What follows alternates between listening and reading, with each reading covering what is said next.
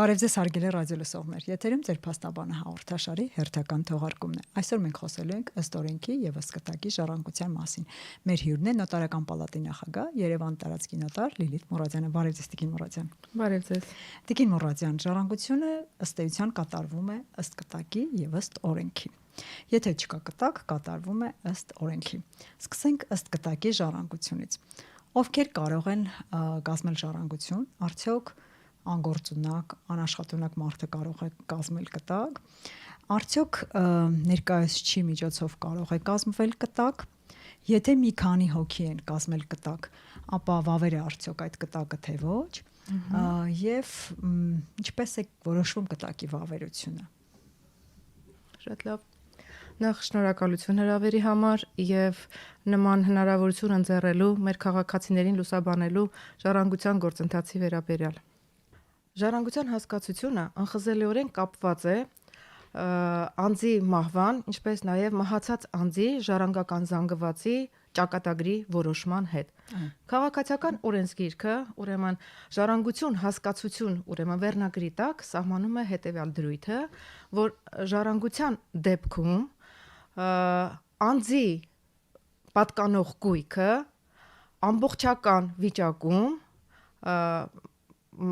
ամբողջական վիճակում անցնում է, անխզելիորեն անցնում է ուրեմն այլ անձանց։ Ինչ է սա նշանակում,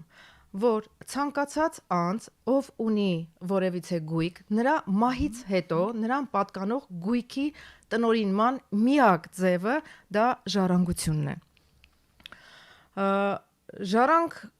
Ժառանգությունը ուրեմն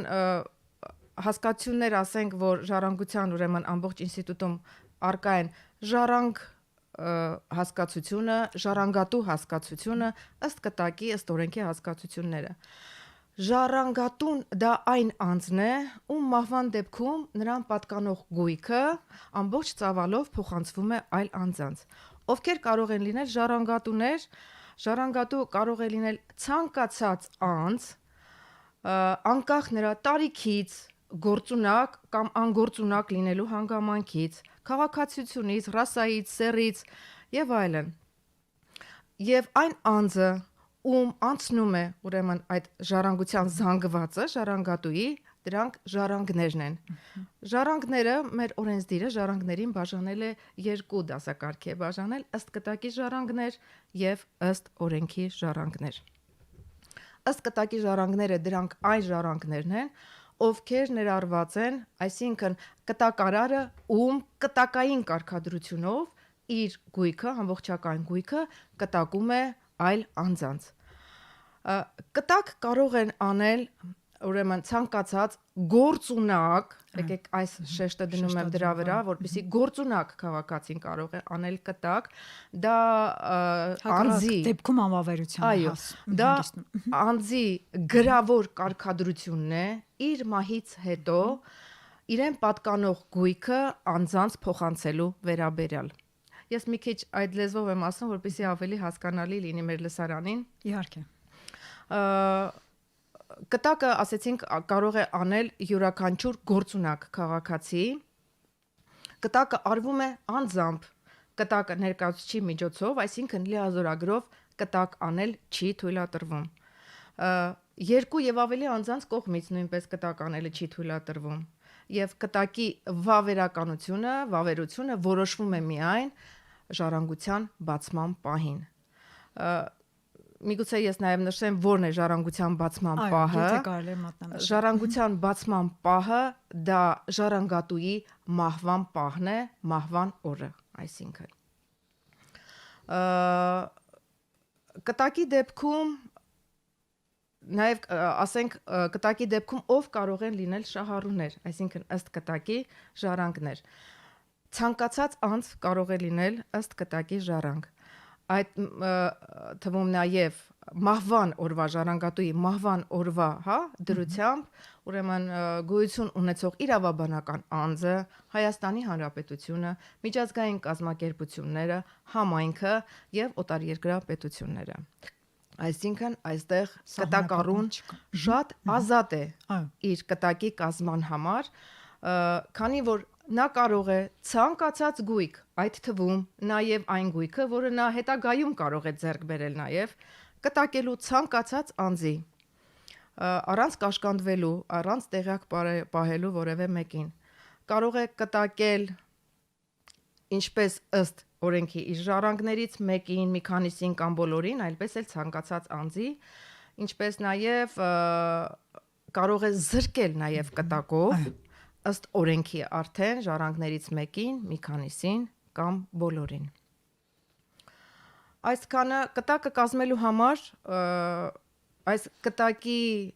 ազատությունը ընդհանուր առմամբ ընդհանրապես սահմանափակվում է միայն պարտադիր բաժնի Մենք կանոններով։ դրա մասին կխոսենք, Խոսենք դրա Տիկին Մուրադյան, որ դեպքերում կարող է կտակը վերացվել, փոփոխվել կամ լրացվել։ Քաղաքացին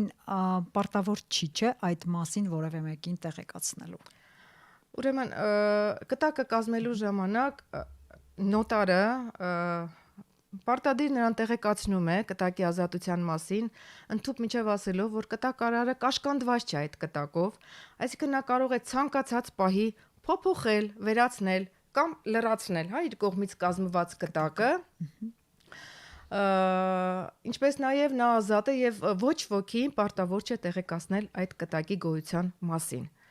Վերացնելու, փոփոխելու, լրացնելը ինչպես կարող է անել, կարող է քաղաքացին իր կազմված կտակը նույն նոտարի մոտ դիմում տալով վերացնել այդ կտակը կամ ցանկացած նոտարի դիմելով նոր, ուրեմն կտակ կազմելու միջոցով վերացնել հին կտակը, լրացնել կամ փոփոխել այդ կտակը։ Շատ բարի։ Կտակարարը իրավունք ունի առանց պատճառների, ինքը կարող է ըստ էության զրկել ըստ օրենքի ժառանգներին, ինչպես դուք արդեն ասացիք, եւ դրա համար պատճառաբանություն, բացատրություն որևէ անհրաժեշտ չէ, կարծես թե որ դեպքերում է իրականացվում զրկումը ժառանգությունից։ Ըստ կտակի զրկումը լինում է ուրեմն կտակարարի կամքով, եւ նա պարտավոր չի, ասացինք, ոչ ոքին տեղեկացնել դրա մասին, զրկում է կտակով հենց ժառանգներից ըստ օրենքի ժառանգներից մեկին, մի քանիսին կամ բոլորին եւ դրա մասին չտեղեկացնելով ոչ մեկին։ Իսկ ընդհանուր առմամբ զրկումը նաև կարող է լինել ըստ կտակի եւ ըստ օրենքի, ուրեմն ժառանգների մեկուսացման միջոցով։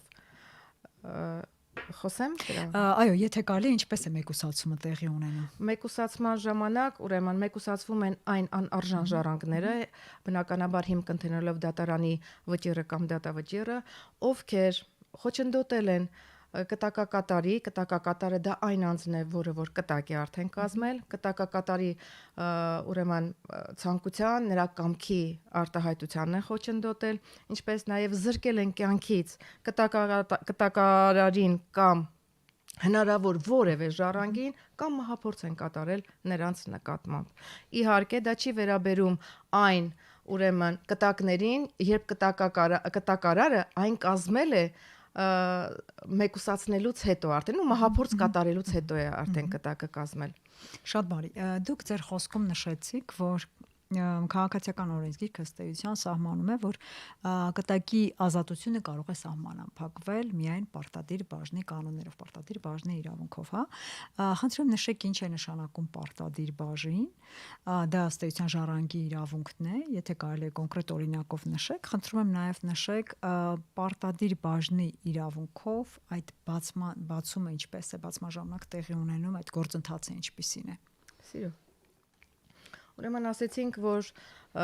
անձը կտակը կազմելիս, իր կարգադրությունն անելիս ազատ է։ Միայն կտակի ազատությունը սահմանափակվում է պարտադիր բաժնի կանոններով։ Ինչ է սա նշանակում։ Պարտադիր բաժինը դա ժառանգորդի, ուրեմն իրավունքն է ժառանգելու այն բաժինը առնվազն կեսը, որը նրան կհասներ ըստ օրենքի ժառանգելու դեպքում։ Մի փոքր երևի ավելի օրինակով, այդ բացատրել։ Ուրեմն սա օրենքով սահմանված է, որ նոտարները կտակները կազմելիս անպայման պիտի զգուշացնեն կտակարարին, ուրեմն պարտադիր բաժնի իրավունքի կանոնների վերաբերյալ։ Օրինակ, եթե քաղաքացին որոշել է, որ կտակարարը որոշել է, որ պիտի ժառանգի իր գույքը իր ամուսնուն, ասենք, եւ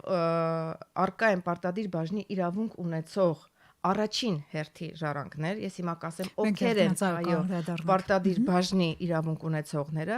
դրանք ուրեմն օրենքով սահմանված կարգով հաշմանդամ, անգործունակ ճանաչված կամ 60 տարին լրացած երեխաներն են,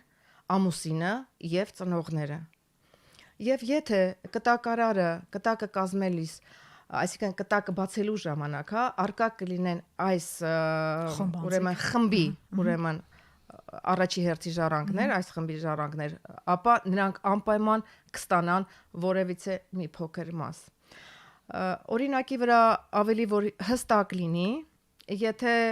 կտակարարը ունի կին, ասենք 2 երեխա եւ ծնողներ, այսինքն 5 ժառանգ ունի, եւ կտակում է, այսինքն եթե օրենքով ժառանգության գնար ամբողջ նրա գույքը, յուրաքանչյուր ժառանգ կկտակեր նրա ժառանգական զանգվածի, այսինքն գույքի 1/5 մասը։ Իսկ այս դեպքում, եթե նա կտակել է իր ամուսնուն եւ ունի ծնող, ասենք 1 ծնողը, իհարկե նրա դիմումի դեպքում նրան կհասնի այդ պարտադիր բաժնի իրավունքը ժամկետի ընթացքում 6-ամսյա ժամկետում, ապա ծնողին կհասնի, եթե պիտի հասներ օրենքի դեպքում նրան 1/5 զանգվածի, այս դեպքում կհասնի 1/5-ի կեսը, այսինքն 1/10 մասը։ Գիտեք, շատ հետաքրքիր է իրավաբանների մոտեցումը խմբերի, որոնք այս առիթով բաժանվում են գրեթե 2 խմբի։ Մի մասի կարծիքը կայանում է նրանում, որ ասում են պարտադիր բաժնի կանոնները, ոնց որ ինստիտուտը խաթարում է կտակարարի կամքի վերջնական իրականացմանը, այսինքն չի կարողանում վերջնական նրա ցանկությունը կատարվել։ Մի մասն էլ ուրեմն կողմ է եւ ասում է, որ այստեղ ավելի շատ պաշտպանվում են թեկուզ անպաշտպան ինչ-որ մի խավի իրավունքները, որոնք կարող են լինել հաշմանդամ կամ 60 տարի լրացած, այո, ծնողը, երեխաները, ամուսինը, որոնք կարող են զրկվել թեկուզ այդ մի փոքր բաժնից, որը կարող է նրանց համար կենսունակություն առաջացնող ինչ-որ բաժին լինի։ Պրակտիկան ինչ է ցույց տալիս իրավաբանների տարբեր մոտեցումների առկայության պարագայում, այնուամենայնիվ սա հնարավորություն է, թե զրկանք է։ Թե անհատական է շատ յուրաքանչյուր շատ անհատական է, գիտեք, ամեն դեպքում ինչ որ միտեղ փոքր հնարավորություն է, կարծում եմ որ նաև մի փոքր հնարավորություն է, բայց նաև կարող է հակառակը լինել, դա սուբյեկտիվ է ամեն դեպքում, որովհետև պատկերացրեք, եթե ամուսինն ուզում է որ իր գույքը ամբողջությամբ անցնի իր ամուսնուն, ողջ մնացած ամուսնուն, պատկերացրեք եւ նրա ծնողը դառնում է պարտադիր բաժնի իրավունք եւ ինքն էլ իր ողջության կենթանության օրոք կարող է այդ բաժինը նվիրել, վաճառել կամ կտակել որևէ այլ անձի, բնականաբար նրա ամուսինը չի կարող ամբողջությամբ տնօրինել, օգտագործել այդ գույքը, ոնց որ ցանկացել էր ուրեմն կտակարարը։ Համաձայն եմ։ Կտակարարը կարող է արդյոք պարտականություն դնել իր ժառանգի վրա, որոշակի վարքագիծ դրսևորելու կամ պարտականություն դնել կատարել այս կամ այն գործողությունը ժառանգական զանգվածի հետ կապված։ Գիտեք, կտակով կտակարարը իրավունք չունի ժառանգորդի վրա դնել պարտականություն, նրան անցած ժառանգական զանգվածի նրա մահվան դեպքում ուրեմն ճակատագիրը որոշելու համար։ Սակայն ունենք նաև կտակային հանձնարարության ինստիտուտը, որի դեպքում կտակարարը կարող է որոշակի հանձնարարություններ տալ ուրեմն ժառանգորդին կատարելու, ասենք, նա կստանա այդ գույքը եւ ստանալու ժամանակ նրան անցած ժառանգական զանգվածը պիտի պարտավորվի ուրեմն որևէ անձի նշված կտակում նշված անձին թույլ տալ բնակվելու նրա հետ, այսինքն բնակության իրավունքը օգտագործման իրավունքը տալ մեկ այլ անձի։ Բայց կտակարարը արդեն այստեղ պայմանով օրենսդիրը սահմանում է պայմանով կտակ հասկացությունը, որը նաև հետաքրքիր է, այսինքն կտակի ստացումն է պայմանավորում ժառանգորդի որոշակի վարքագծի օրինաչափ լինելով, Օրինակ կարող է ասել դու կստանաս քո կտակը իմ մահից հետո, եթե ամուսնանաս, կամ այլ նախապայման, կամ այլ երեխա, ասենք մասի սարը բարձրանաս եւ այլն եւ այլն։ Որոշակի նախապայման։ Իսկ մեր պրակտիկայում շատ են, ձեր պատահած գործերում շատ են լինում այդպիսի պայմանով կտակների թիվը, թե ավելի քիչ։ Պայմանով կտակը չէ, ավելի շատ հանձնարարությունով կտակ է լինում, հանձնարարությունով կտակ է լինում, քան պայմանով կտակը։ Շատ բարի։ Հնարավոր է որ կտակում բաժինները մատնանշված չլինեն կամ հստակ նշված չլինեն եւ այդ դեպքում ինչպես է որոշվում բաժինների չափը։ Այո, քանի որ կտակ ասեցինք ազատություն է, կտակարարի Կարող է նաև չլինել։ այո, ազատություն է, կարող է նաև չլինել, բայց չլինելու դեպքում էլ ոնց որ օրենսդիրը արդեն ինքն է սահմանել, որ կտա ժառանգական զանգվածի բաժինները որոշած չլինելու դեպքում այն բաժանվում է հավասար բաժիններով ժառանգորդների։ Շատ լավ, մենք արդեն ասացինք, որ ըստ էության վարքագիծը կարող է նաև,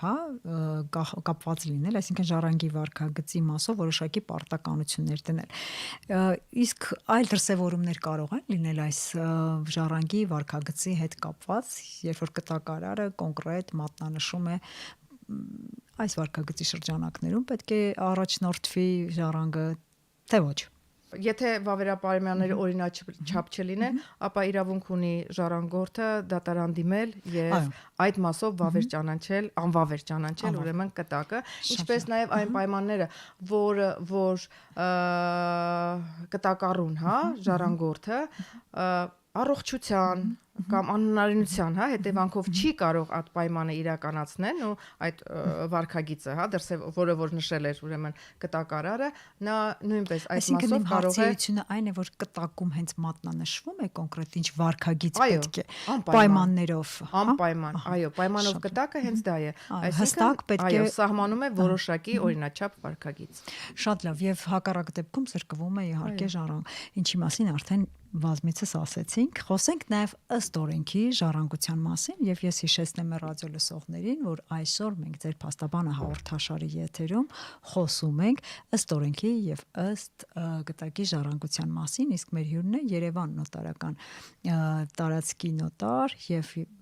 նոտարական պալատի նախագահ Լիլիթ Մուրադյանը։ Տիկին Մուրադյան, երբ խոսում ենք ըստ օրենքի ժառանգության մասին, ամենաառաջնայինը որ քաղաքացիները պետք է երևի թե իմանան, դա այն է, որ գոյություն ունեն 4 հերթի ժառանգներ ըստ օրենքի ժառանգության ժառանգման դեպքում եւ այդ հերթերը յուրաքանչյուրը սահմանում է այդ անձանց շրջանակով ովքեր կարող են լինել, ընդ որում եթե մի հերթը չկա, նախորդ հերթի ժառանգության, հերթի այսպես ժառանգներն են կանչվում, հրավիրվում ժառանգման։ Այ խնդրում եմ նշեք, որոնք ովքեր են առաջին հերթի ժառանգները, երկրորդ հերթի ժառանգները, երրորդ եւ չորրորդը եւ այսպես նաեւ կանադառնանք ընթացակարգին, ինչպես է դա տեղի ունենում եւ եթե մի հերթի ժառանգները չկան, ինչպես արդեն նշվեց, ինչպես է կատարվում այդ փոխանցումը, հրավիրվում է ժառանգությանը։ Ուրեմն արդեն ասվեց, որ եթե արկա չէ կտակ, ուրեմն ժառանգության զանգվածը բաշխվում է ըստ օրենքի։ Ըստ օրենքի ժառանգները դրանք հարազատներն են, անձի հարազատներն են, որոնք բաժանվում են 4 օրենսդիրը բաժանել է նրանց 4 հերթի։ Առաջի հերթի ժառանգների շրջանակը դա երեխաներն են, ամուսինը, ծնողները եւ ներկայացման իրավունքով թոռները։ Երկրորդ հերթի ժառանգները դա համահայր, ինչպես հարազատ, այնպես էլ համահայր եւ համամայր քույրերը, եղբայրները եւ ներկայացման իրավունքով նրանց երեխաները։ Երրորդ հերթի ժառանգները հորական եւ մորական կողմի տատիկները, պապիկները եւ չորրորդ հերթի ժառանգները դրանք ժառանգատուի մորեղբայրներ, այսինքն քեռիները, մորաքույրները, հորաքույրները եւ հորեղբայրները եւ կրկին ներկայացման իրավունքով նրանց երեխաները։ Մի փոքր նաև ներկայացնենք ինչ է ներկայացման իրավունքը։ Անպայման, որպեսզի հասկանալի լինի, ինչպես նաև ժառանգների, ուրեմն ինքը հերթի մեջ չէ, այսինքն նա ժառանգում է ցանկացած հերթի հետ ժառանգման հրավիրելու դեպքում, ուրեմն այն անաշխատունակ անձն է, ով ոչ պակաս, 1 տարուց գտնվել է, առնվազն 1 տարի գտնվել է ժառանգատուի խնամքի ներքո։ Նա հրավիրում է ժառանգության այն ժառանգական հերթի հետ, որոնք հրավիրվում են ժառանգության։ Այստեղ մի փոքր երևի ներկայացման իրավունքի մասին ասեմ, Եթե կարելի այո, ներկայացրեք, չնայած շատ པարզ բացատրեցիք, բայց այնուամենայնիվ։ Այո, չէ, ներկայացման իրավունքը դա ուրեմն այն անձի իրավունքն է, ստանալ ժառանգություն, այսինքն ժառանգատուից առաջ մահացած նրա ժառանգների երեխաները ստանում են իրենց մահացած ծնողի ուրեմն բաժինը հավասար չափերով։ Եթե օրինակ պապիկը մահացել է եւ նրա որդին մահացել էր մինչ նրա մահանալը, ապա նրա թոռները ստանում են իրենց հոր, հա, ժառանգությունը, այդ բաժինը իրենց մեջ բաշխվում է հավասար բաժիններով։ Այստեղ տարբերենք, որ դա բաշխվում է ոչ թե ուրեմն ժառանգների մեջ, այլ ժառանգի միայն երեխաների մեջ ներկայացման իրավունքը։ Ահա սա ներկայացման իրավունքն է։ Շատ լավ։ Ինչպես է որոշվում մահացած ամուսնու բաժինը։ Մահացած ամուսնու բաժինը որոշելու համար օրենսդիրը ուրեմն հղում է անում քաղաքացիական օրենսգրքի 201 հոդվածին, այսինքն այնտեղ անպայման նայվում է գույքի ձեռքբերումը, եթե տեղի ունեցել ամուսինների համատեղ կյանքում, ապա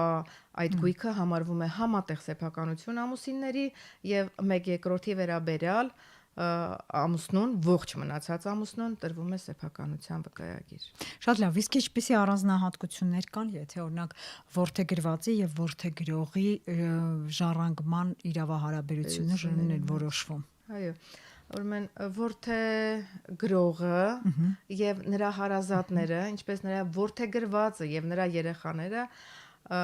հավասարվում են ուրեմն ժառանգներին, այսինքն մեկը մյուսից ժառանգում է որպես հարազատ ուրեմն անձ։ Շատ լավ, օրինակ Արևմուտքում նաև նույն եվրոպական դատարանի որոշումներում նաև արտամուսնական կապերից ծնված երեխաներն են հավասարեցվում։ Հայաստանում նման կարգավորում չկա, չէ՞, դեռևս։ Արտաամուսնական հարաբերություններից չէ, եթե օրինակ ամուսնություն չկա գրանցված ամուսինների միջև, բայց ժառանգատուն, ասենք, ճանաչել է երեխայի հայրությունը, ապա անպայման հայրության մասին չխոսք, եթե հա, հայրության դեպքում իհարկե կարող են։ Շատ լավ։ Անդրադառնանք նաև ընթացակարգային այնպիսի կարևոր հարցերի, Տիկին Մուրադյան, իհարկե կտակի մասով նշվեց, այո, որտեղ այս պատճառով շատերը զրկվում են կամ պարզապես չեն կարողանում հասկանալ ինչպես պետք է գործել։ Հա, ժառանգության ընդունման կարգին, եղանակներին եւ ժամկետներին ամենակարևոր հարցերից են։ Սրանք ինչքան էլ իրավաբաններս խոսում ենք, բայց միևնույն է անընդհատ այդ խնդիրները կան։ Ինչպիսին է այդ կարգը, ինչ ժամկետում պետք է դիմեն եւ ինչ սխալներ են ավելի շատ մեր քաղաքացիները այստեղ թույլ տալիս, որոնք այլևս շտկման ենթակա չեն։ Ասեմ, որ ուրեմն ժառանգությունը ստանալու համար ժառանգը պետք է դիմի ժառանգությունը ստանալու համար։ Եվ ամենապարզ առաջնահերթ հարցը։ Ես ուզում եմ հորդորել մեր քաղաքացիներին, որպեսզի ասածս լավ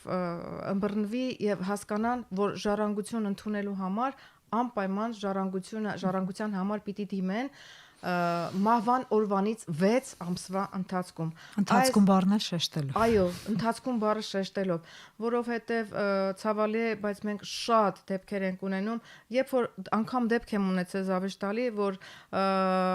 հենց 3 լրացել է ուրեմն 6 ամսյա ժամկետը, հաջորդ օրը հենց քաղաքացիներն եկել են ասել, մենք եկել ենք, որովհետև 3 հենց լրացավ 6 ամսյա ժամկետը։ Ով է ձեզ ասել, հարևանը, բարեկամը եւ այլն խորհրդատուն, մի խոսքով ժառանգությունը ընդունելու համար ժառանգը ուրեմն սահմանված օրենսդրի կողմից սահմանված 6 ամսյա ժամկետում պետք է ընդունի ժառանգությունը 2 եղանակով կամ ժառանգության բացման վայրի նոտարին, ժառանգության բացման վայրը դա ժառանգատուի վերջին բնակության վայրն է, ժառանգության բացման վայրի նոտարին, ուրեմն ժառանգությունն ընդունելու վերաբերյալ կամ ժառանգության վկայագիր ստանալու վերաբերյալ դիմում տալով կամ այդ 6 ամսվա ընթացքում փաստացի տիրապետելով ժառանգատուի ժառանգական զանգվածը։ Ես ուզում եմ շեշտը դնել նրա վրա, որ փաստացի տիրապետելը նույնպես պիտի ապացուցվի, որ կատարել է այդ մահվան օրվանից հետո 6 ամսվա ժամկետում։ Փաստացի տիրապետել ինչ է նշանակում։ Եթե կարելի է նաև թղթաբանությանը ինչպիսի փաստաթղթեր պետք է ներկայացնեն, որ ապացուցելի լինի։ Այո, ինչ է նշանակում փաստացի տիրապետումը։ Փաստացի տիրապետելը դա երբ ժառանգը հենց մահվանից հետո ինքը համարում է, որ ինքը տիրապետում է, այսինքն նա պաշտպանում է ժառանգատուի ժառանգական զանգվածը երրորդ անձանց ոտնձգություններից, երրորդ անձանց հավակնություններից։ Ինքը իր հաշվին կատարում է վճարումներ գույքը պահպանելու համար կամ վճարում է ուրեմն պարտքերը ժառանգատու, ինչպես նաև ստանում է նրան հասանելիք գումարները։ Ահա այսպիսի գործողությունները հենց փաստացի տիրապետում են համարվում եւ քաղաքացիները ժամկետը բաց թողնելուց հետո, այսինքն փաստացի տիրապետման հիմքով նոտարին դիմելու ժամանակ պետք է ներկայացնեն այն ապացույցները, օրինակ այդպիսի ապացույցներ են 6 ամսվա ընթացքում կոմունալ վճարումները կատարելու անդորագրերը, գույքահարկը անդորագրերը, մեքենայի հետ կապված, շարժական գույքի հետ կապված ուրեմն նրա գույքահարկը, ինչպես նաև նրա որոշակի ուրեմն պարտավորությունների, մարումը, գումարային պարտավորությունների մարումը կամ որևէ փաստաթղթաբանությունը, որ ապացուցում է տիրապետելու փաստը։ Կարող եմ ուրախությամբ ասել, արձանագրել այն փաստը, որ եթե մինչև վերջին ժամանակներս քաղաքացիները ստիպված էին լինում այդ պարագայում դիմել դատարանի օգնությանը եւ բնականաբար դատարանների ծանրաբեռնվածության պատճառով դրանք ձգձգվում էին եւ տևում էին տարիներ։ Այժմ օրենսդիրը շնորհել է նաև դատարանների նաև ուրեմն ծանրաբեռնվածությունը թեթևացնելու համար, շնորհել է նաև նոտարին եւ նոտարը կարող է փաստացի տիրապետումը ապացուցել իրավաբանական նշանակություն ունեցող փաստ հաստատելու համար։ Եվ անգամ վերջերս մեկ լավ ուզում եմ որ լսելի լինի, լսարանին մեկ լավ նորից գործիքակազմ է տվել նոտարին վկայի ցուցմունքի ինստիտուտը, որի հիման վրա։ Այո, որովհետև եթե քաղաքացին փաստացի տիրապետել էր, բայց որոշակի փաստաթղթերով պիտի չէ նոտարը դա ապացուցեր։ Փաստաթղթերը այո, պահպանված չէին եւ բնականաբար նոտարը չէր կարողանա իրավաբանական փաստ հաստատել եւ քաղաքացին ստիպված էր դիմել դատարանի օգնությանը,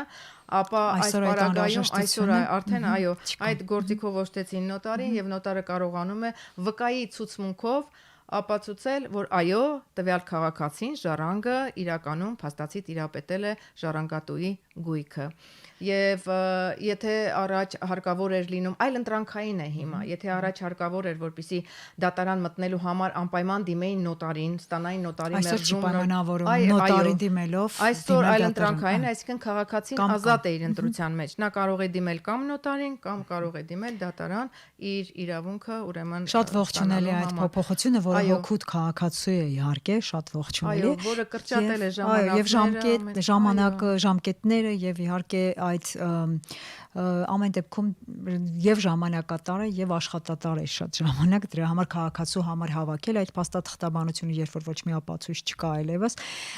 բայց այնուամենայնիվ շատ է լինում, որ բաց են թողում այդ ժամկետը եւ հարգելի պատճառներով է լինում, որոնք են այդ հիմքերը հարգելի համարելու այդ օրենքով սահմանված 6 ամսյա ժամկետը։ Այո, քաղաքացին ուրեմն 6 ամսյա ժամկետը բաց թողնելու դեպքում միայն կարող է դիմել դատարանին հարգելի ճանաչելու բաց թողնված ժամկետը միայն այն դեպքում եւ կարողանա ապացուցել դատարանին, որ ինքը տեղյակ չէր, եւ պարտավոր չէր տեղյակ լինել եւ իմանալ ժառանգատուի մահվան մասին եւ պայմանով, եթե այդ հանգամանքը իմանալուց, պարզելուց հետո նա կրկին 6 ամսյա ժամկետում դիմել է դատարանին։ Շատ բարի։ Եվ այսպես վերջին ամփոփումը հենց մեր ժամկետների, եթե կարելի է։ Քաղաքացին եթե բաց է թողել ժամանակը, բացի դատարան մտնելուց, կարող է նաև ստանալ ժառանգության, ուրեմն ժառանգությունը ստանալ, ժառանգության իրավունքի վկայագիր ստանալ, եթե ժառանգությունն ընդունած ժառանգների համաձայնությունը կա։ Այսինքն ընդունած ժառանգները գիտեն, ասում են համաձայն ենք, այո, եւ այստեղ դատարան մտնելու անհրաժեշտություն չի լինում որպես այդպեսին։ Շատ բարի, եւ վերջին այսպես ձեր կոչի իհարկե ձեր խոսքում ասեցիք արդեն, այնուամենայնիվ ուշադիր լինել այդ օրենքով սահմանված 6 ամսյա ժամկետում եւ մեկ օր անգամ բաց չթողնել, որպեսզի ներկայանալ ժառանգությունը ստանալու գործընթացը սկսելու համար մեր քաղաքացիներին։ Շատ բարի։ Շնորհակալություն եմ հայտնում Տիկին Մուրադյան, շատ կարեւոր էր։ Իհարկե այս թեմաների մասին կարելի է անդադար խոսել, բայց մեզ հատկացված է ընդամենը 30 րոպե։ Շնորհակալ եմ եւ հիշեցնեմ մեր ռադիոլսողներին, որ այսօր մենք խոսում ենք ըստ օրենքի եւ ըստ կտակի ժառանգության մասին։ Մեր հյուրն է Երևան տարածքի նոտար, նոտարական պալատի նախագահ Լիլիթ Մուրադյանը։ Ցտեսություն։